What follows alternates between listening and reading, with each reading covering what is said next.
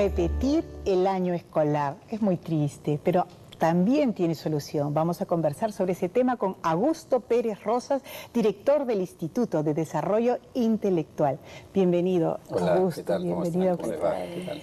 Cuéntanos un poco, ¿cuáles son esas causas del fracaso escolar de los muchachos? Primero hay que entender que el fracaso es un resultado negativo, producto de un mal desempeño que ha tenido causas, ¿no? Indudablemente que el fracaso se refiere a que el alumno, frente a la tarea de estudiar, no ha respondido de manera eficaz. Y aquí hay que ver tres componentes. El estudiar implica tres cosas: querer estudiar, poder estudiar y saber estudiar. Entonces, habría que ver por dónde fue la falla. ¿Fue la falla por el querer? No le interesa, no le motiva, se aburre. Ese es el querer. ¿Fue el poder? Inteligencia, capacidad, aptitudes, adaptabilidad al colegio o al entorno familia, y el saber estudiar, que implica tener los procedimientos, la metodología, las técnicas, los métodos, lo que hoy día se llama las estrategias y las tácticas de aprendizaje. Y las facilidades también en el entorno, ¿no? Entonces tenemos que ver, la causa ha sido el querer, no le interesa, no estudia, no hace tareas, no lee, no se prepara. Para desglosarlo un poquito, en esa posibilidad incluiría la parte más psicológica probablemente, la más emocional, la parte que tiene que ver más con el entorno familiar, problemas familiares probablemente, o no necesariamente. ¿Cómo lo ves? Indudablemente que el querer es un problema psicológico, es motivación, es gusto, es atracción, es actitud. O tengo la actitud de leer, o tengo la actitud de estar mirando televisión o jugando PlayStation o en el chat. ¿Cuál es mi actitud, no? Tiene que ver también con la parte de valores, virtudes. En algún momento hablamos de la virtud de la estudiosidad, el gusto y el placer por estudiar. Entonces, ahí vemos varios aspectos, ¿no? También la dimensión afectiva, la dimensión emocional. Quizás es un chico que pasa ansiedad frente al estudio, frente a exámenes, situaciones ansiógenas que lo bloquean, ¿no? Que es la parte o quizás está siendo un síntoma, digamos, de un problema, ¿no? Casi como llamando la atención a los padres, de manera de rebelarse, también, en fin. También es una forma ser, ¿no? de llamar la atención. Pero yo pienso que lo que hay que hacer es investigar. ¿Qué cosa es el problema? ¿Es el querer? ¿El poder? Quizás sea el poder, capacidad, inteligencia. Hemos hablado de las inteligencias múltiples. Está en el curso de matemáticas desaprobado. Quizá la inteligencia lógico-matemática pues no ha sido bien estimulada, ¿no? Está mal el lenguaje. Quizá la inteligencia lingüística verbal no ha sido bien encauzada, estimulada. Tenemos 8 inteligencias, habría que ver en qué está fallando, capacidades, en qué aptitudes está débil. Y lo otro, pues, ver si tiene las herramientas, si tiene los instrumentos, si tiene las estrategias, las tácticas, ¿no?, para hacer un proceso de aprendizaje que consiste en explorar, analizar, visualizar, sintetizar, memorizar y expresar. Es decir, investigamos para investigar y para ver por dónde atacamos, eso es lo que está diciendo. Sí. ¿Cuál es la causa? Quizás puede ser que el chico tiene voluntad, le pone empeño, pero no tiene las herramientas para estudiar. Por decir, no sabe hacer esquemas de llaves, esquemas de flechas, organigramas, diagramas de flujo, mapas mentales, mapas conceptuales, no sabe construir el conocimiento. Lo adquiere de memoria, puede caer en un memorismo. Entonces, este chico le está faltando algo, y eso se llama competencias.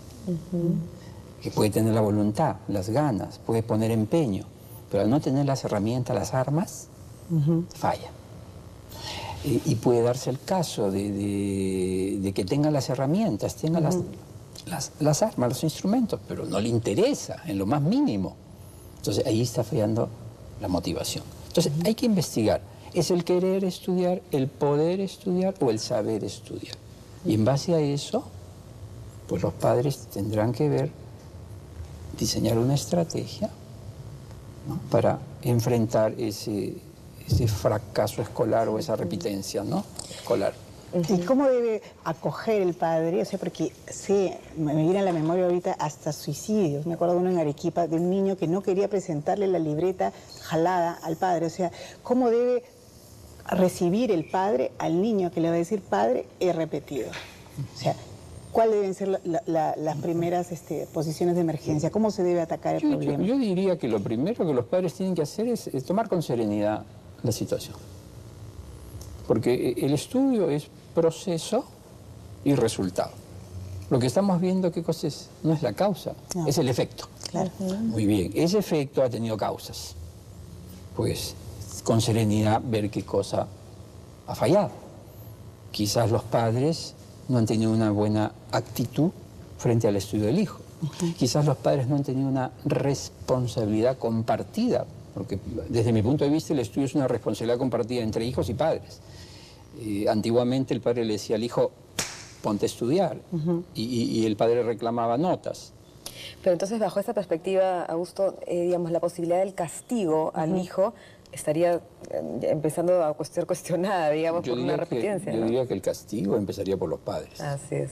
Qué interesante. Por ahí. Porque lo primero que va a hacer es el reproche, ¿no? La acusación. Sí.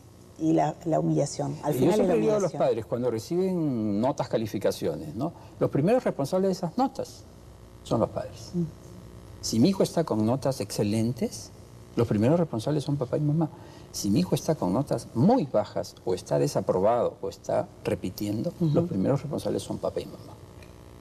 Porque hay que entender que el chico es un aprendiz, y este aprendiz tiene mediadores. ¿Y quiénes son esos mediadores que van a mediar para que este aprendizaje sea significativo y sea un aprendizaje efectivo? Pues son los padres, los principales mediadores y los principales educadores, y son los profesores del colegio, que también son mediadores. Entonces van a mediar padres, primeros y principales educadores, y profesores, que son los profesionales de la educación, que van a mediar en el proceso de aprendizaje en la enseñanza de una determinada asignatura. Ambos son los que determinan, como mediadores, si el rol que tuvo el aprendiz fue un buen rol, efectivo, eficaz, sobresaliente, o tuvo un mal desempeño. Yo digo esto, ¿no? Mire, el chico hay que verlo como un árbol. A ver. Hay una parte visible del árbol y una parte invisible. ¿Okay? Las raíces. Veamos, vamos a la parte visible. ¿Cuál es la parte visible? El tronco, las ramas. ¿Qué encontramos ahí en un aprendiz? ¿Qué es lo visible? Los comportamientos son visibles y los conocimientos. Esos son visibles. ¿Qué cosa es lo invisible? Las competencias, las capacidades. Si yo empiezo a trabajar con un chico, yo no sé cuál es su velocidad de lectura, yo no sé cuál es su grado de comprensión lectora, yo no sé cómo es su memoria inmediata, si tiene memoria fotográfica, eso no se ve. ¿Cuál es su cualidad? Pero si le preguntas 2 por 2, te dices 4, ese es visible. Y si lo ves que está leyendo, echado en el sofá, escuchando reggaetón y mirando televisión, eso es un comportamiento que es